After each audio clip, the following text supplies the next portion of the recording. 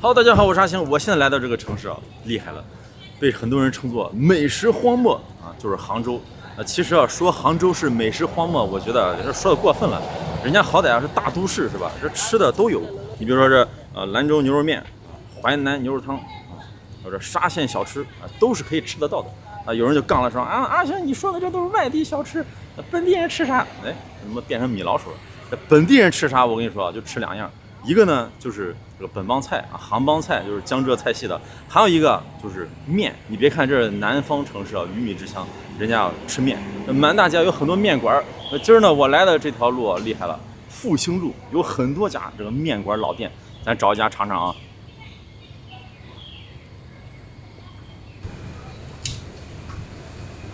看这小店正在那炒呢，烟火气十足，大姨娘面店。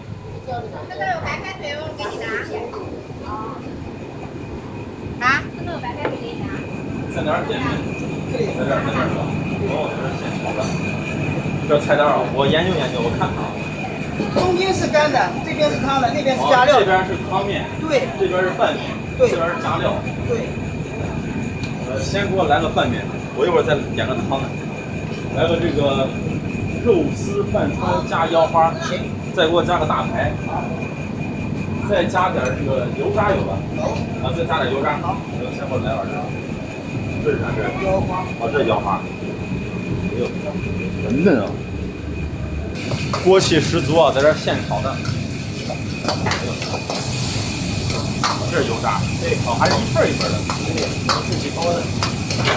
这样不会炒掉。哦，一进门还没吃啊。全程操作都能看见。啊，这肉丝儿，这个是手和豆干蘑菇。哦，咱们这个面啊，全部都是现炒的，是吧？对，一锅一炒。对，一锅一炒。我是西安人，我们从小吃面啊，都是那种浇口，哎，浇口。盖浇面，对我们这儿是一个。你们这人吃面真费劲啊！只有全中国只有杭州的面是这样的，其他地方都不行。不是说不好吃，就是。操作方式不一样，那确实讲究。那每一个都要现炒的话，时间，所以价格就是没办法。所以这价格对也不便宜，反正不便宜，肯定不便宜。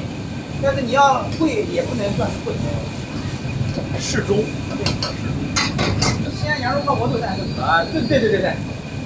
西安人老说羊肉泡馍太贵了，本地人就你看这面是吧？对，本地人都说贵啊，确实有点贵。我还没去过。还行。这个就有点那个新疆拌面的感觉，啊，但是是在这里头拌。对，但新疆拌面它是新疆炒面也是这样炒的，这是杭州特有的拌面。哎呦，看着好香啊！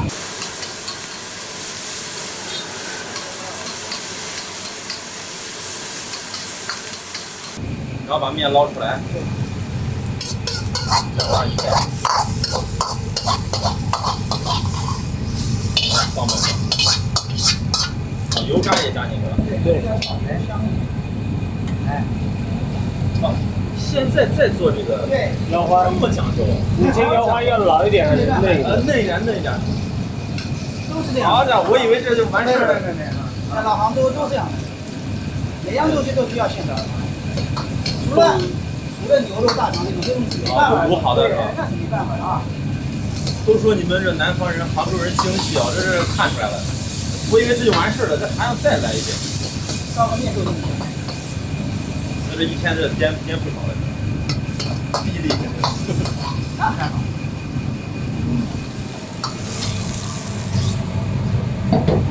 好，这是大排。你坐哪儿？坐里面吧。我坐外头。外头。对。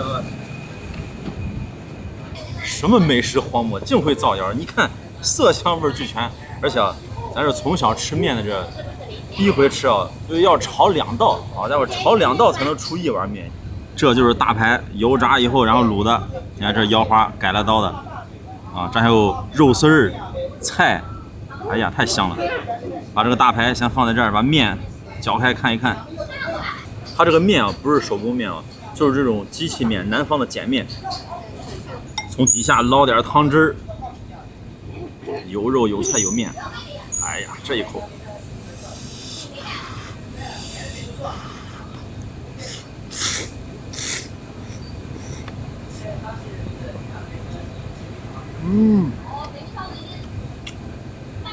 哎呀，好吃好吃。啥味儿啊？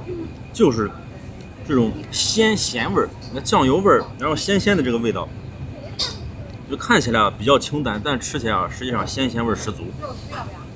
这个面叫啥？你看，咱就叫啊，我去面馆吃面，人家这叫半川，好家伙，真是有讲究。汤面呢叫片儿川，这个半川片儿川啥意思啊？你看我把这面拿起来了，像不像这个四川这个川这个字儿？这个面条就是川这个字儿。哎呀，这太讲究了。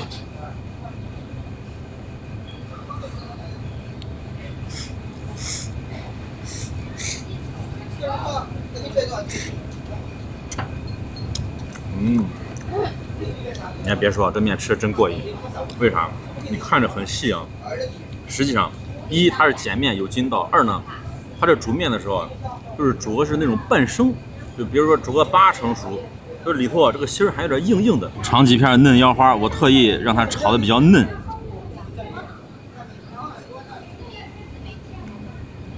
很新鲜，没有啥膻味儿。它这个半川面啊，其实味道做法都差不多，只是食材不一样。比如说我这个是腰花的，你可以要干，还有什么牛肉，还有肥肠，还有什么鳝鱼啊、虾仁啊等等等等很多，但是味儿都差不多。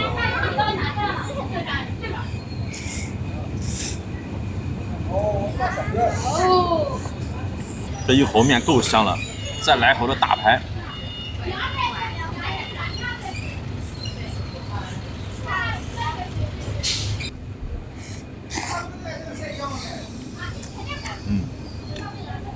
还有这油渣，油店是免费的，他家掏钱就1块钱2块钱。哇，油渣好脆，加这个油渣增加口感，特别香。就是对于咱这个饭量来讲，尤其是这北方人啊，面量就是稍显少一点，再来2碗，一个半川，再来个片川，片川就汤的。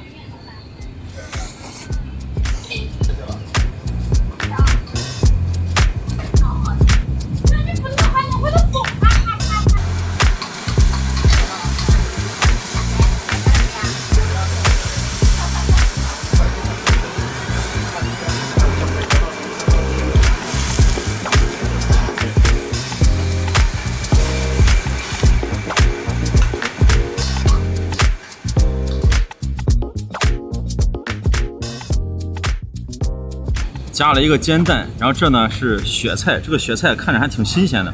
然后这是笋，冬笋切成片儿，这是肉片儿。为啥叫片儿川呢？啊，一个就是这是汤的，是吧？片儿川就是汤面，就是片儿汤话那个片儿。然后呢，还有最早的时候其实叫片儿汆，你看它把这些笋啊、肉片啊，然后在这个锅里头汆烫一下，叫片儿汆。但是这杭州人本地说话，只有这个汆和这个汆。有时候啊，这个音比较像，搞混了，呲湿不分，然后就成了片儿川了。这面很烫，给它晾一晾。面条都是一样的，这种机器碱面细细的啊，它这个是这种细细的宽的，有的是圆的。这个面看着就更清淡了。咱得先来口汤。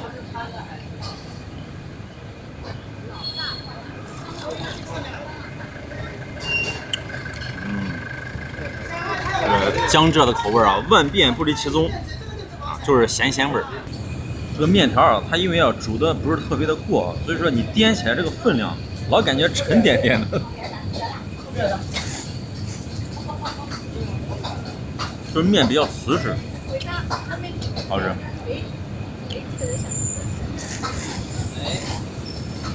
这个汤面啊，一定要加这个煎蛋啊，尽显地道啊，因为它能吸汤汁儿。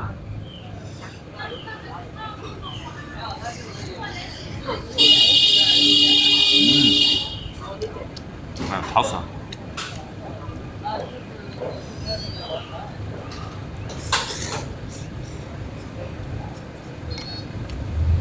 虽然好吃啊，但是我的口味啊，还是得来点辣椒。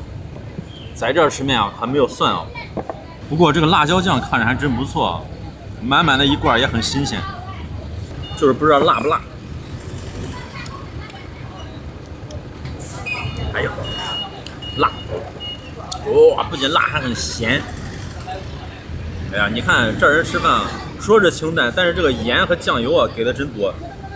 这是醋，一点点醋。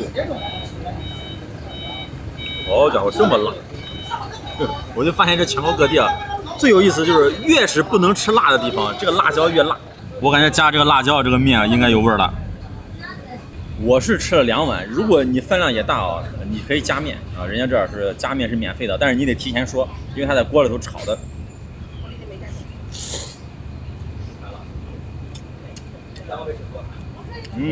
哎，一加这个辣椒好吃了，多加点儿。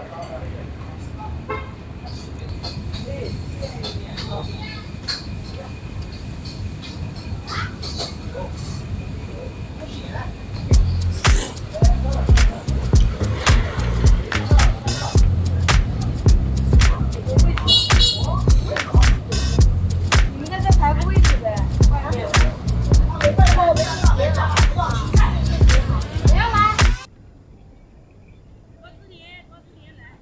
西湖美景，3月天。重来。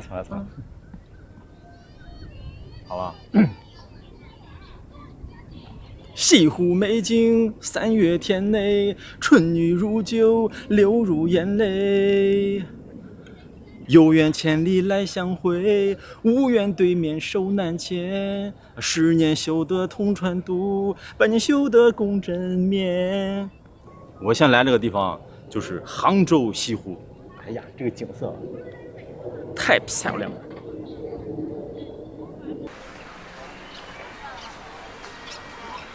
这里就是西湖的断桥，这个断桥啊，以前叫做段家桥，就是这个姓段的段啊。为啥叫段家桥呢？就是因为这是一户姓段的大户人家出资修建的这个桥。那后来为啥改成这个断开的断呢？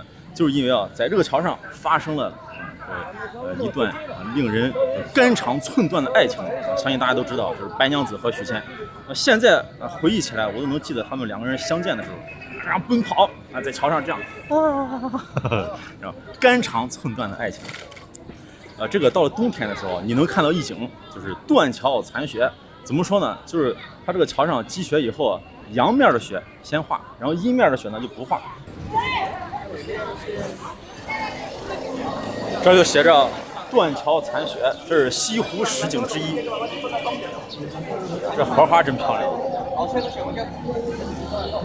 咱也上这个断桥，咱得跑着上，咱也这样。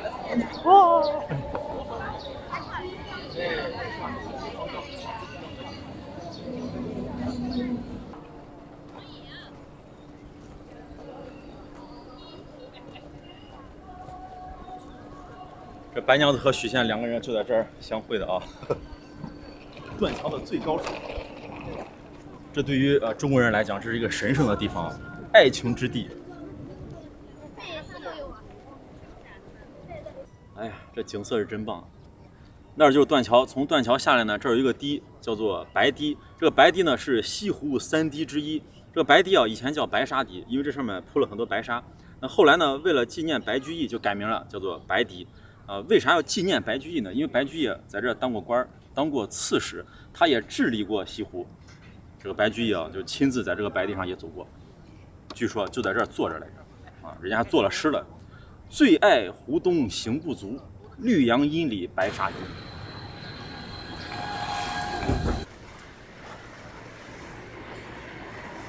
围绕西湖一圈有很多有名的墓葬，比如说那边是苏小小墓，在我的身后这里是宋义士武松之墓，咱先鞠个躬啊。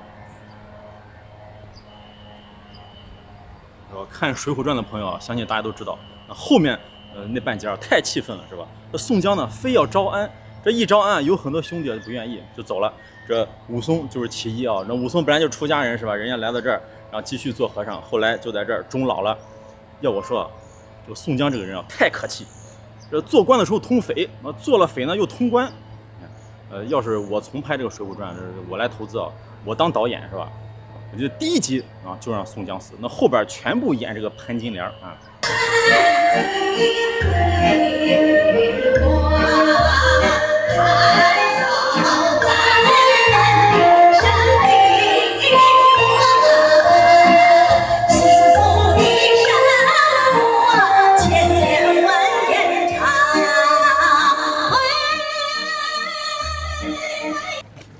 欲把西湖比西子，淡妆浓抹总相宜。这里啊就是苏堤，那边呢就是苏东坡主持修建的三潭印月啊，这3个小石塔。这个三潭印月也是西湖十景之一，同样呢，它也是1元人民币背后的这个图案。苏东坡当年啊在这儿做太守，然后也治理修缮了这个西湖。当时他来的时候，这全是烂泥啊，很多泥，他把这个泥呢挖起来筑了这个堤啊，所以叫苏堤。这个堤啊非常的长，是横跨整个西湖。那边呢还有一个堤叫做杨公堤，就是杨公修的。哎，那么杨公是谁呢？啊，就是明代的这个杭州知府叫杨梦英。所以这个西湖啊这么美，它不是一朝一夕形成的，是历朝历代经过多次治理才成了这个样子。而且啊，这是免费的啊，免费游览。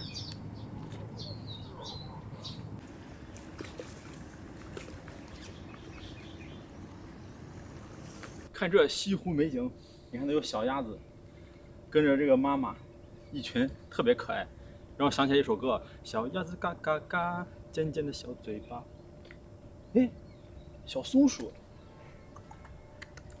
哎，看见没？小松鼠。小松鼠，小松鼠，小松鼠。哎呦哎呦哎呦！哎，还不怕人。哎呀，这西湖要说这生态环境啊，太棒了。小松鼠。哎呦。啥？你没听过这歌？你看你，这养猫的人啊都得会这个歌，因为这个歌是专门哄小猫睡觉的。如果你家猫调皮啊，就唱这个歌。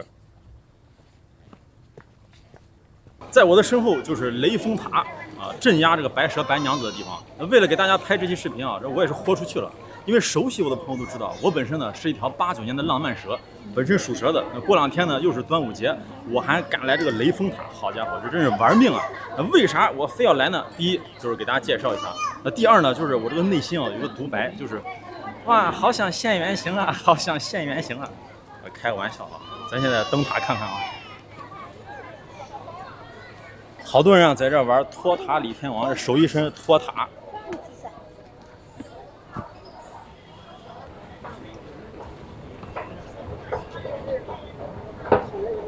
这法海每天上班的时候都坐这个电梯，电梯质量真好。咱现在看到这个雷峰塔是2002年新修的，这以前的塔呢都已经倒掉了，就在这儿了啊，残垣断壁。这是1924年倒的。你看啊，有一个传说，说是西湖水干雷峰塔倒，这个白娘子呢才能出来。要这么说，这白娘子1924年才出来啊？从这就上塔了。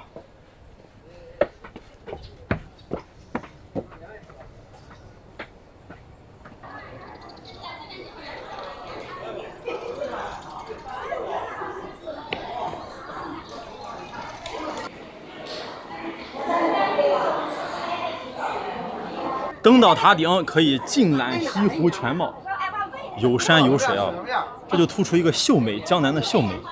上旁你脑袋别往，哎，好。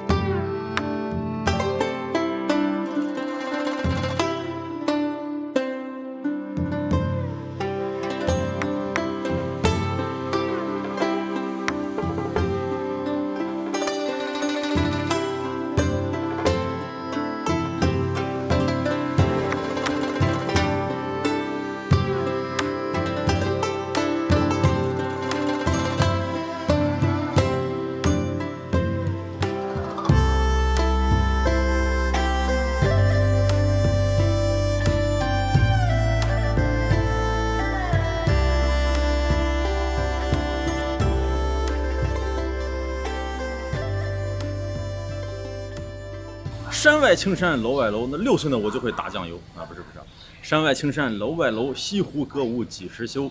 暖风熏得游人醉，只把杭州作汴州。我身后啊就是西湖边上有名的楼外楼饭店。那这个饭店呢，就大家褒贬不一，有人说好，有人说差，卖的就是杭州名菜西湖臭鱼啊，咱去尝尝。进来直奔2楼。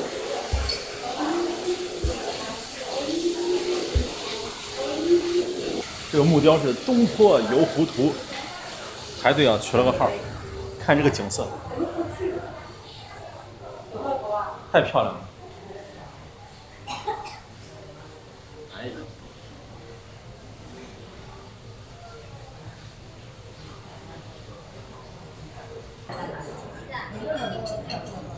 这里就能看到西湖，哎呀，这个位置啊绝佳。这个饭店这个环境也是不错的，看这个盘子，三潭印月，这里也是三潭印月，讲究啊。哎，好嘞，谢谢。欣赏一下，这就是杭州啊西湖的名菜啊，西湖草鱼，用的是草鱼，标准做法。哎呀，闻起来非常非常酸。这全是醋汁儿，上面有一些姜末。然后这个是清水草鱼，然后蒸煮出来的，往上一浇这个汁儿。一般咱吃的糖醋鱼，包括杭州还有绍兴，就是江浙这一带啊，有一个叫糖醋酥鱼，都是炸的啊，或者是那北方的这种糖醋鱼啊，都是经过炸一下。这个还不一样，来口卤子尝尝咸淡啊。哎呀，这个味儿啊，闻起来这个醋味儿，跟小时候进那粮油店里头那种酱油醋那个味道一样。这个是西湖醋鱼吗？哎，西湖醋鱼。是名菜，我知道是那个草鱼，草鱼啊，它标准做法是草鱼。人还没到是吧？到了。小马姐。还不错。这不是很多人啊，你看没有？有些人啊，在网上就爱瞎说，说的难吃的很。吃这个标准吃法，你必须要这靠窗户，而且呢，人家这卖100多。标准吃法要600多，这吃鱼啊是100多，你吃一口难吃啊，这是从窗户倒下去了，扔到湖里罚款500，总共600多，这才是正经吃法。你看，有的人就胡说八道，味儿还真不错，酸酸的，甜甜的，哇，微微的这种咸味儿，然后它这个姜末撒的是点睛之笔，好吃。鱼肚子上的肉来一块儿，特别的嫩啊，给它蘸点汁儿。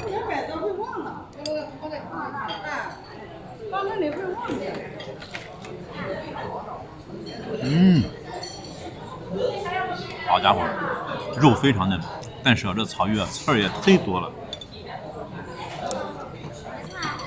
一定要加小心。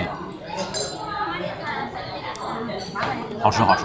或许啊，确实有的人吃不惯，因为它比较酸，味儿比较刺激。如果你吃不惯，你只是想尝一尝，人家还有半条的选择，可以选择一半，但我觉得是不错。啊，它这个肉怎么做的这么嫩，而且也没有什么腥味儿。这块肉啊，是我觉得这鱼身上最好吃的。吃一口啊，一定要看一看西湖。这个鱼，哎呀，享受啊！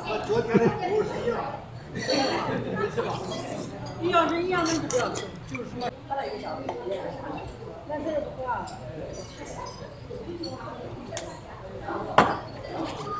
绑在一起给它错掉了。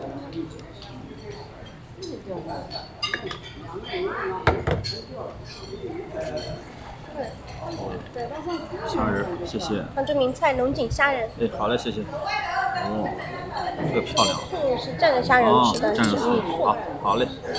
龙井虾仁，这是虾仁，这就是龙井茶，龙井虾仁。这个造型特别漂亮，这份呢是200多，它还有一个精品的300多。你看，这就凸显出来，这浙江人啊会做生意，这杭州人。这个呢能点半条，那这呢还有精品，它很多菜都是分一个这规格的，有精品的，有一般的。讲究的人啊来这说，哎，我就要和别人不一样，我就吃个精品，那你就多掏冤枉钱呗。这我觉得都够冤枉的，200多，好家伙，这是虾仁几十块钱啊，放了几个这龙井茶叶卖200。不过这虾仁啊看着确实不错。手剥小虾仁，这都是河虾、湖虾。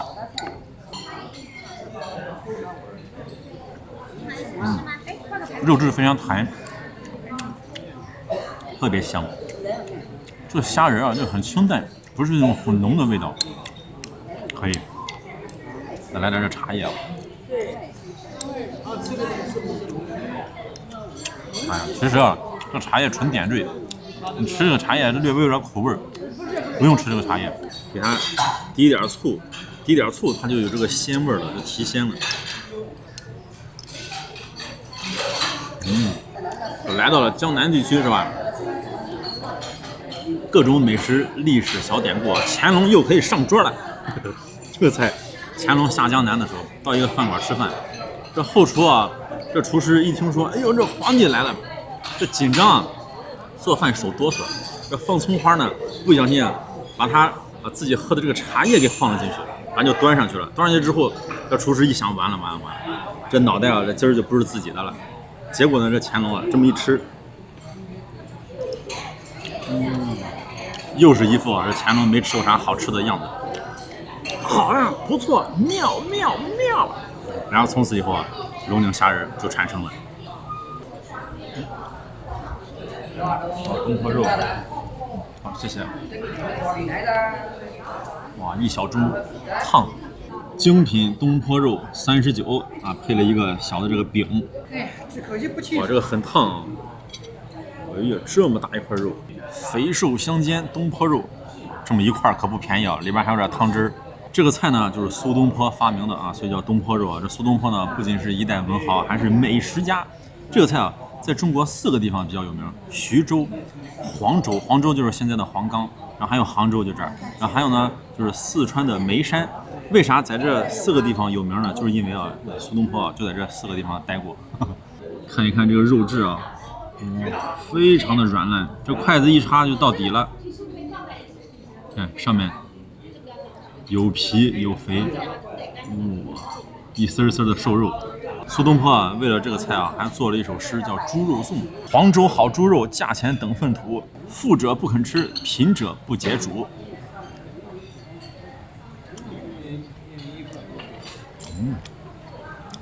香，好吃。虽然很香，入口即化，也好吃，但是卖这个价确实是，我们一扭头一看，哎，这个风景值了。哇，这省着吃，我得加那个饼。这饼也真是的，真是来到江南，你不能给整大点的。这好家伙，一加一手油，我看这吃不成夹馍，能吃泡馍，往里泡。这是一口香啊！好家伙！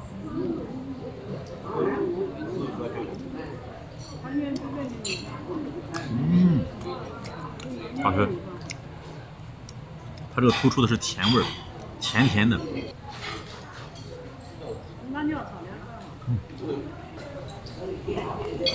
这边打扰一下，这是我们杭州传统名菜叫花皮鸡。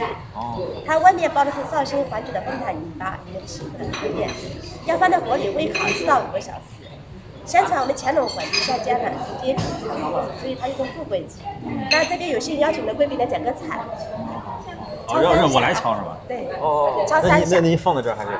放这里吗？啊，放这里吧。我一会儿。敲3下是吧？对。需要说吗？还是直接你敲？我直接敲就行。哎呀，这满满的仪式感，一敲大厅人都在这看我。祝身体健康，万事如意啊！好嘞，谢谢。那就打开。啊，外边是泥，它这个泥里头还有黄酒是吧？对，绍兴黄酒、枫糖泥。绍兴黄酒和泥在一块儿。那个枫糖泥。对，童子鸡就是童子鸡，对的。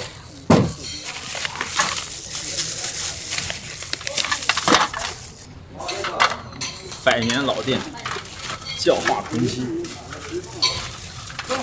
哦呦，薄薄的一层这个泥。对，这是荷叶，这是麻绳。哇，好香啊！这一打开还没开的香。还没开，里面开出来更香。这个鸡一般外面没有的，只有我在这吃的。江南名菜。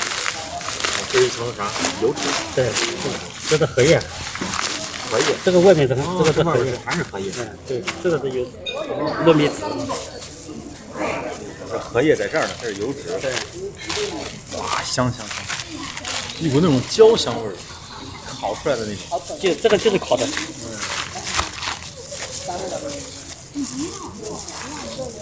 哦，里头还有荷叶。对，里面还有荷叶。有的人喜欢吃这个荷叶还吃的，这个是中药嘛？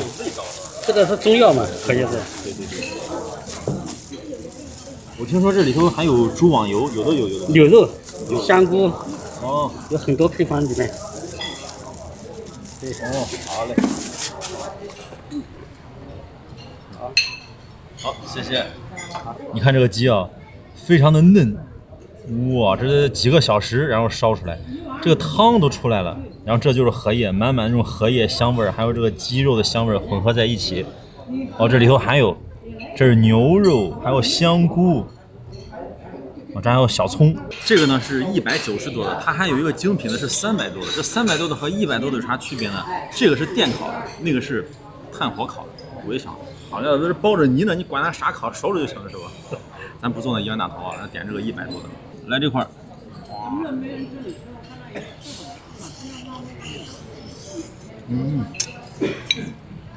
哇，特别烫，香，尤其它外边这个皮啊，真的有荷叶的这种香味儿。这童子鸡啊，特别的小，所以说肉质呢比较嫩。哎呀，叫花鸡啊，确实能吃出那叫花的味儿。太烫了，这烫嘴。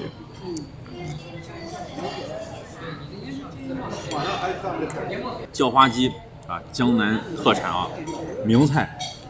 有人说啊是常熟的，江苏常熟的；有人说是杭州的，反正这俩地方争。这就是叫花子发明的。为啥说叫花子发明这道菜呢？因为啊，他这个菜啊不用任何炊具，就你在户外在街头就可以，你把鸡一腌啊，正宗的做法，把鸡一腌，要包个猪网油，然后再拿这个荷叶一包，然后呢再放这个泥，然后扔到这个炭火里头烤，就跟这荒野求生一样。吃完肉再吃芯儿，尝这个香菇，鸡汤香菇。哇，好香！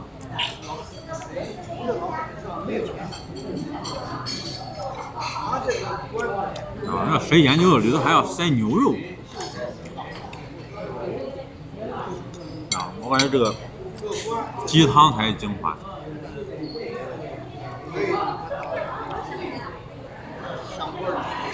哇，咸鲜可口，这个味儿啊全在这个汤里头。这后厨给我下点面条，这鸡汤拌面绝对好吃。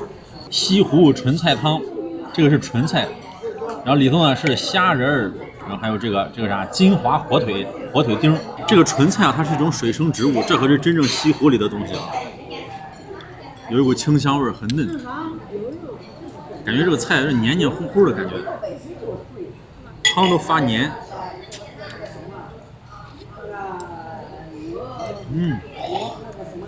果然是水生植物，吃起来这个感觉啊，脆脆的像木耳，但是呢，它整个是发黏，能看出来啊，它这个表面滑滑的，跟果冻似的，这就是鲜美的味道啊，长得有点像小小的荷叶，哇，口感一绝，咯吱咯吱的，嫩，里头这个咸咸的味道，就有点像腊肉的这个味道，是金华火腿。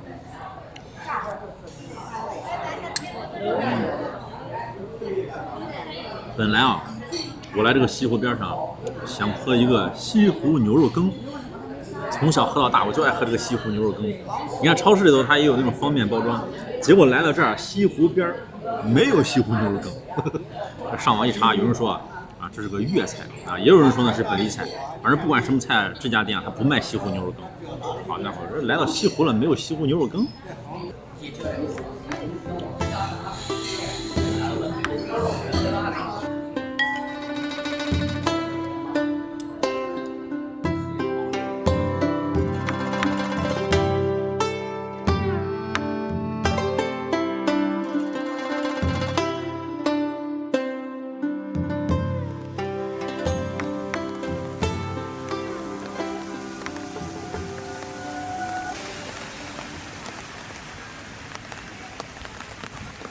来到了西湖，高低得品尝一杯西湖龙井。我现在来到这个小村子啊，就叫龙井村。看我身后这个环境啊，这下点小雨，特别的漂亮啊。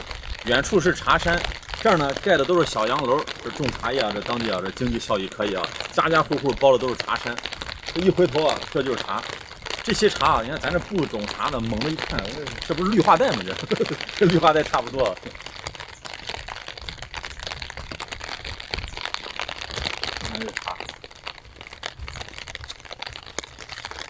这下雨啊，倒闻不出来啥味儿，喝的就是上面这个尖儿，这应该是都采过的。你看这自家茶园严禁采茶，这不便宜啊，这是8一把50。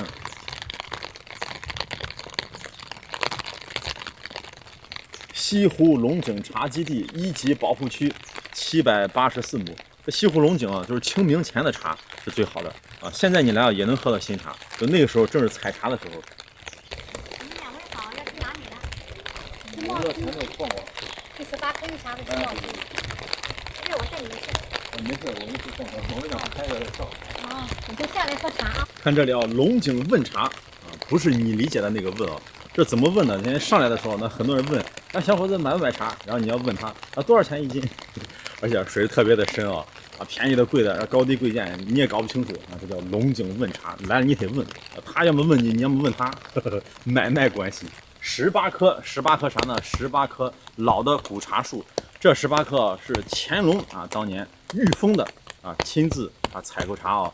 有的人就说啊，我来到龙井村，能不能品尝一下这18棵产的这个茶？你想啥呢？这一年啊才几两，能轮到你喝？就这18棵，这小小的，这看起来也确实不咋样啊。一呢是被人采过了，二呢这还有的是黄黄的都秃了。你别小看这要歘一把，这得上千。不行，这有监控的啊。我感觉啊，这18棵茶树，这真不一定是当年这乾隆啊这御封的，因为这时间太久远了，几百年，这也就是个象征意义啊。看一看还是不错的。古茶树，好茶就要配好水。看这里啊，老龙井，这一抹亭台楼阁，特别有江南的感觉。来看看这个井，龙井茶，龙井村。这个龙井在哪来的？就指的是这个龙井啊，不是这么大这个，是那个。你看小小的龙井，这儿有一个井，然后这儿有老龙井3个字，这3个字呢是苏东坡题的。哎，你看真有个龙头，人家后修的啊。这个就厉害了，叫惊龙棍。据说这个老龙井连通的是东海龙宫，你拿这个棍啊，在水里头这么一搅，能看到龙须。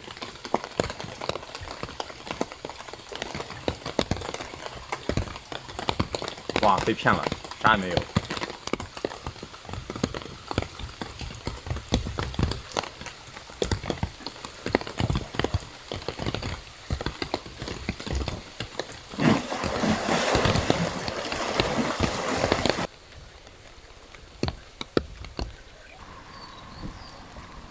你看，从高处这个角度看过去，你看那茶山跟梯田一样，特别漂亮。你好，下来了。啊，下来了。在我们这边喝杯茶吧。可以我买一点茶。想买点茶。来，可以买一点茶最好。哎，您给我介绍介绍，这有什么？各个等级不一样。啊，好多等级。对。哎呀，这小桥流水。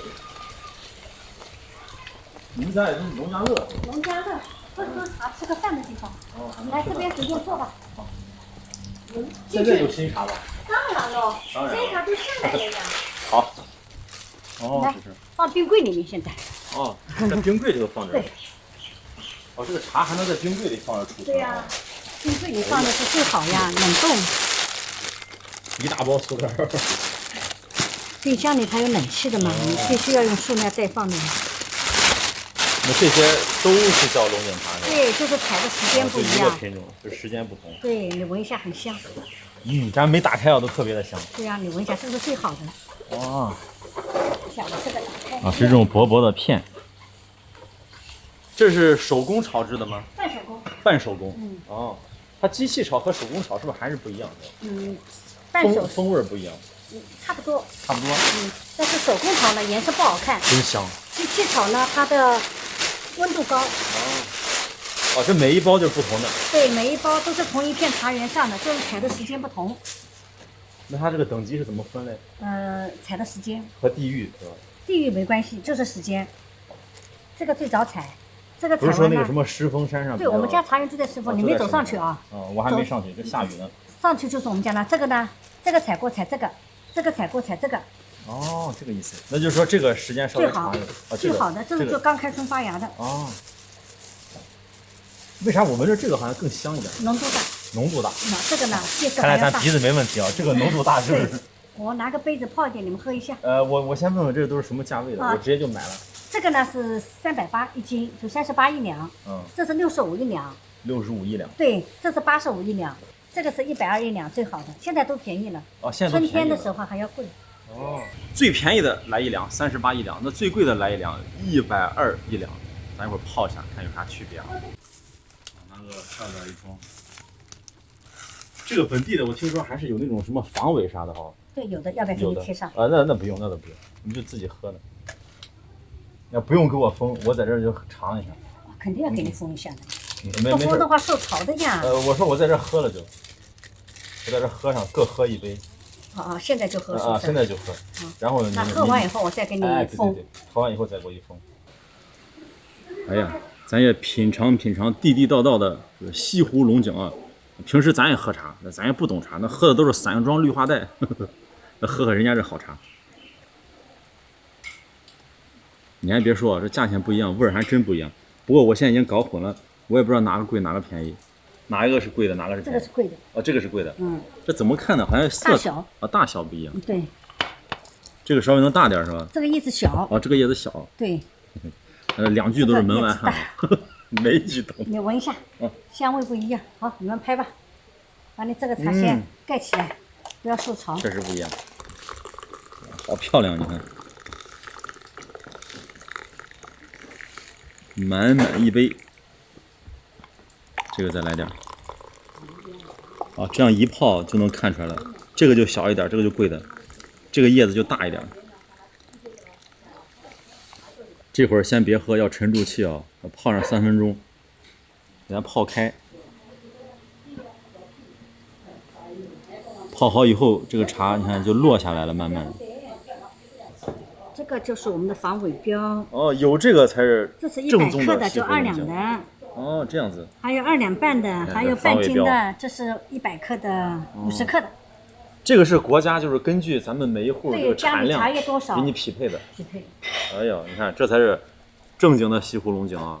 现在这个茶就泡好了，在我再三的追问下啊，这大姐给定了级了。怎么定呢？这个贵的这能评到1级啊，就是人家当地评的。那这个呢，这个就是不算级，这留级，这因为这个太差了啊，咱先喝喝这个留级的。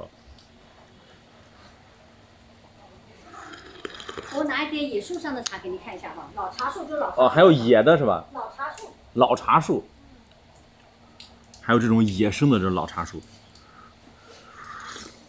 哎呀，陕西话叫真正艰苦，太烫了。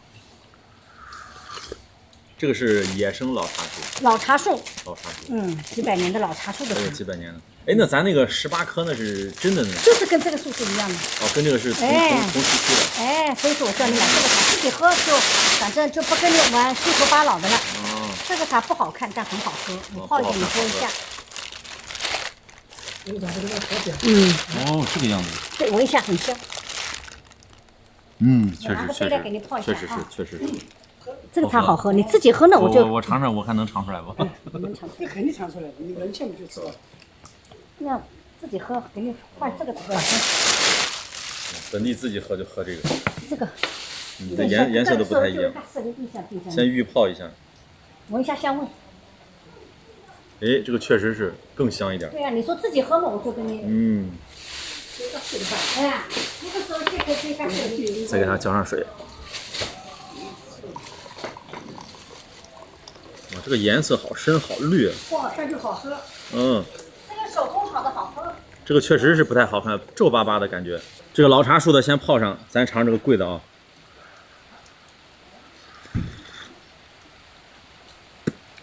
我这养成习惯了，这喝茶别老噗往里吐是吧？这个喝到嘴里头，你就把它吃了就完了。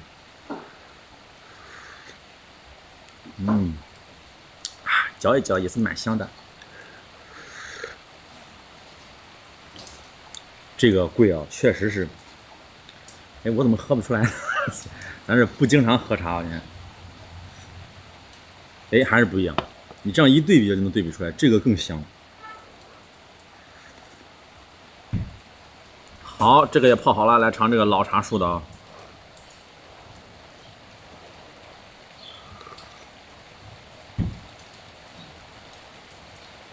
也不错，另外的风味儿。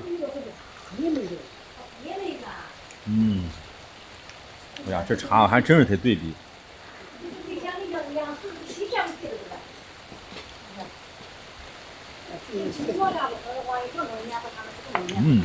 这个属于清香型，这个是浓香型，然后这个呢就属于没味儿型。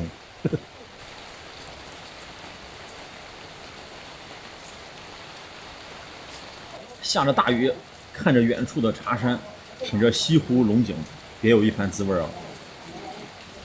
这就叫啥？这就叫产业兴旺、生态宜居、乡风文明、治理有效、生活富裕。这不是我说的，那对面墙上印的。